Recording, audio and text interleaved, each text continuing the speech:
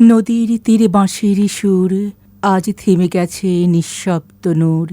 মেঘলা আকাশ নিঃশ্বাসহীন, বাড়ির গানে জেগে থাকে দিন। তাঁর কণ্ঠে ছিল মাটির গন্ধ, ভালোবাসার নরম বন্ধ। শত নদীর জল বয়ে যায়, তাঁর সুরে আজও মন ভাসায়। গ্রামের পথে দোতারা হাতে তিনি গাইতেন প্রেমের রাতে।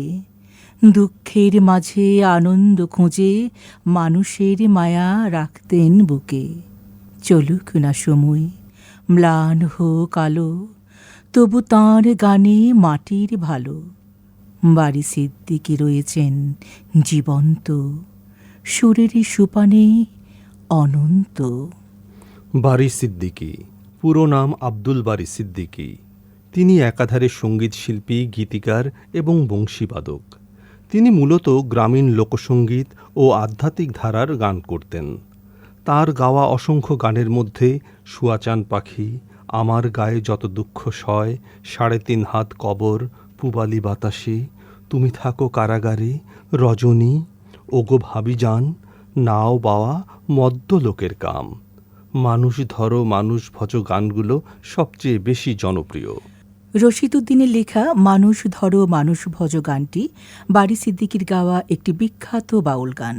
গানের কথাগুলো এমন যে মানুষকে সম্মান ও তার মূল্যায়ন করতে হবে, কারণ মানুষের ভেতরের মানুষটাই আসল। এই সত্যটি উপলব্ধি করতে হবে।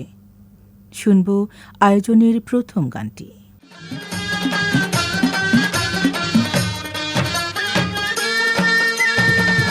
মানুষ ধরো মানুষ ভজ, শুন বলি রে পাগল মন। মানুষ ধরো মানুষ ভজ, শুন বলি রে পাগল মন। মানুষের ভিতরে মানুষ করিতেছে বিরাজন, মানুষের ভিতরে মানুষ করিতেছে বিরাজন। মানুষ ধরো মানুষ ভজ, শুন বলি রে পাগল মন। মানুষ ধরো মানুষ ভজ, শুন বলি রে পাগল মন।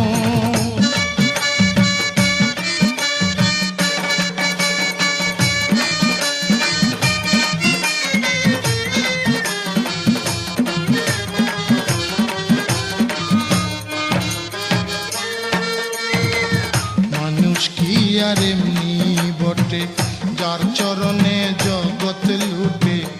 এই না পঞ্চভূতের ঘটে, খেলিতেছে নিরঞ্জন। 14 তালার উপরে দালান, তার ভিতরে ফুলের বাগান। 14 তালার উপরে দালান, তার ভিতরে ফুলের বাগান।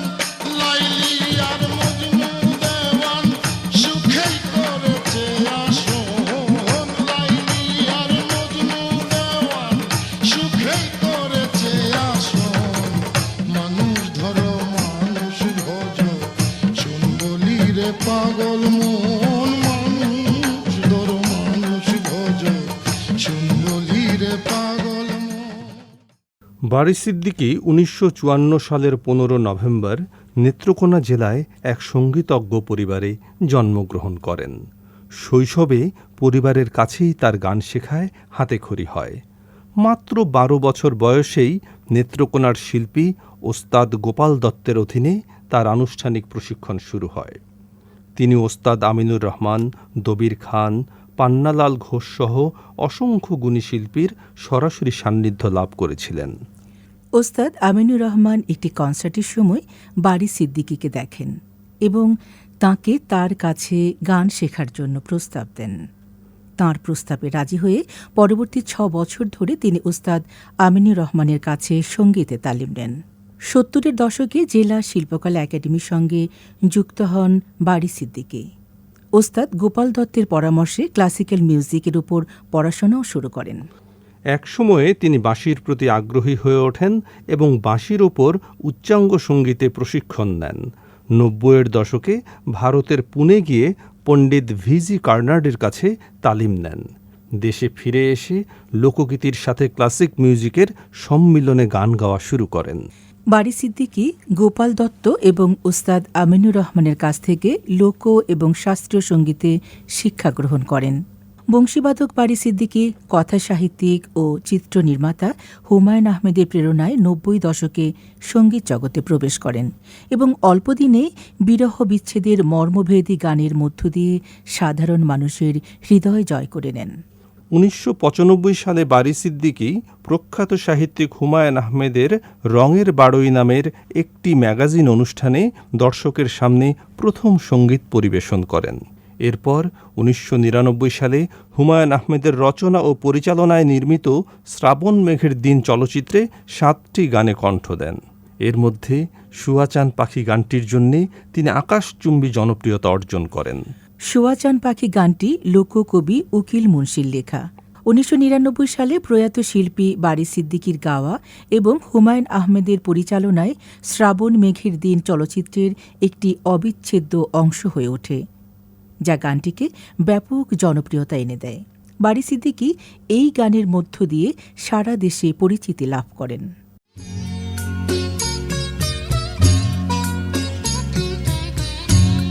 শুয়াচান পাখি আমার, শুয়াচান পাখি,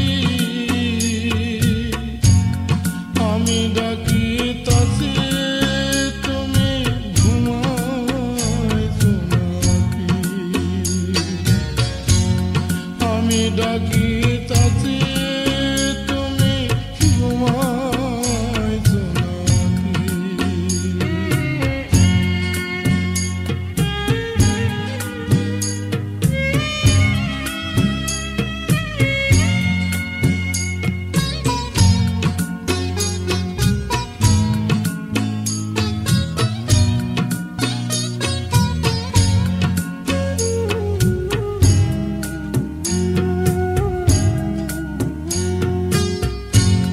তুমি আমি জনম ভরা ছিলাম মাখামাখি,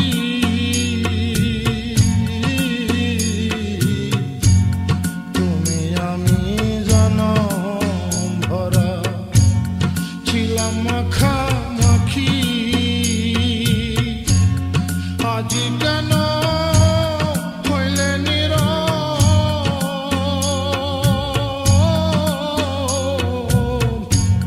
মেলো দুটি আখি রে পাখি, আমি ডাকিতেছি তুমি ঘুমাইছো নাকি?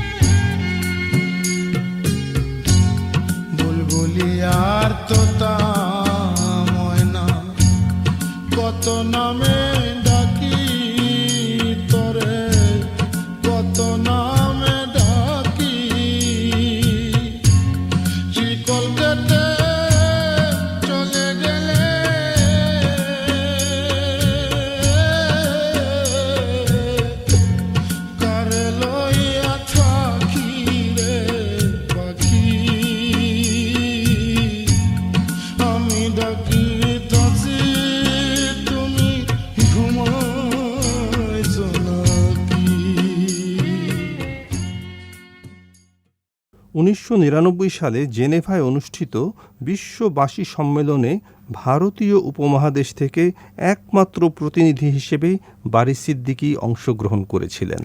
বারী সিদ্দিকী বেশ কয়েকটি চলচ্চিত্রের গানে কণ্ঠ দিয়েছেন এবং গানের কথা লিখেছেন। ২০১৩ সালে বারী সিদ্দিকী ফেরারি অমিতের রচনা ও পরিচালনায় পাগলা ঘোড়া নাটকে প্রথমবারের মতো অভিনয় করেন। ২০১৪ সালে তিনি প্রবাস প্রজন্ম জাপান সম্মাননা লাভ করেন। এছাড়াও তিনি সিটিসেল চ্যানেল আই মিউজিক অ্যাওয়ার্ডসও লাভ করেন।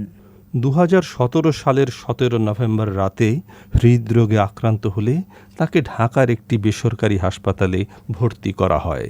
তার শারীরিক অবস্থার উন্নতি না হওয়ায় তাকে নিবিড় পর্যবেক্ষণে রাখা হয়। 24 নভেম্বর চিকিৎসাধীন অবস্থায় বারী সিদ্দিকী মৃত্যুবরণ করেন। 3.5 হাত কবর গানটি বারী সিদ্দিকীর লেখা এবং গাওয়া একটি আধ্যাত্মিক লোকসঙ্গীত, যা মানুষের জীবনের অনিত্যতা এবং মৃত্যুর পর কবরের বাস্তবতাকে তুলে ধরা হয়েছে। গানটিতে মূলত মানব জীবনের ক্ষণস্থায়িতা এবং মৃত্যুর অনিবার্যতার কথা বলা হয়েছে, যেখানে 3.5 হাত মাটি বলতে মৃত্যুর পর মানবদেহের জন্য নির্ধারিত কবরের কথা বোঝানো হয়েছে। শিল্পী আজ অগণিত ভক্ত শ্রোতার ভালোবাসায় সিক্ত হয়ে শুয়ে আছেন 3.5 হাত কবরে। ওপারে ভালো থাকবেন প্রিয় শিল্পী।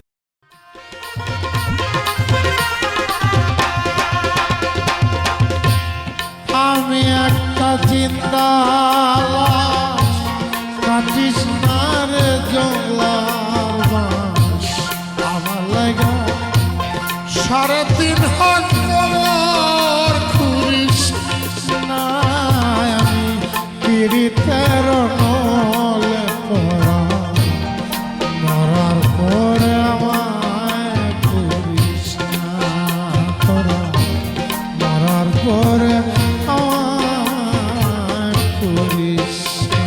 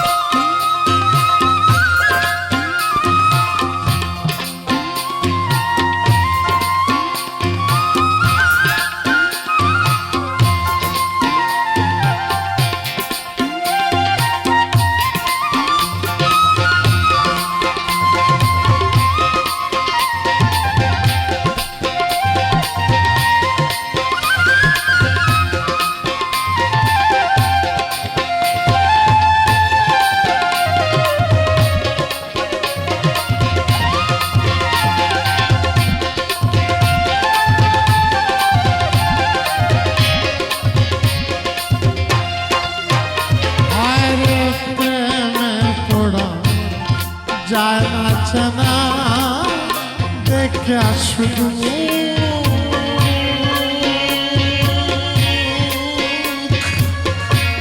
চেনা যায় যার জীবনে নাই বিন্দু মাত্র সুখ, আরে একটুখানি সুখ।